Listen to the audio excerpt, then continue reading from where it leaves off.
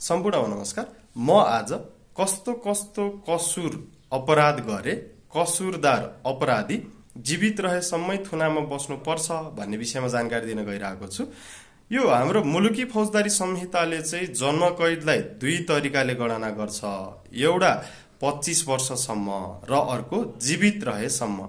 अब कस्तो कस्तो कसुर गरे चाहिँ कसुरदार जीवित रहेसम्मै थुनामा बस्नुपर्छ त भन्दा एक नम्बरमा छ क्रूर यातना दिई अथवा निर्ममतापूर्वक ज्यान मारेमा।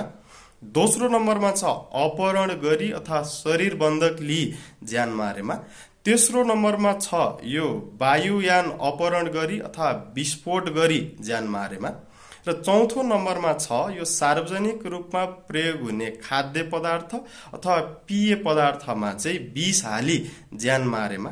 र पाँचौं नम्बरमा छ जाति हत्या गरेमा। जाति हत्या भनेको कुनै जात जाति अथवा सम्प्रदायको अस्तित्व नै विनाश गर्ने गरी हत्या गर्नेलाई बुझाउँछ। र अन्तिम नम्बरमा छ जबरजस्तीकरणी गरी ज्यान मारेमा।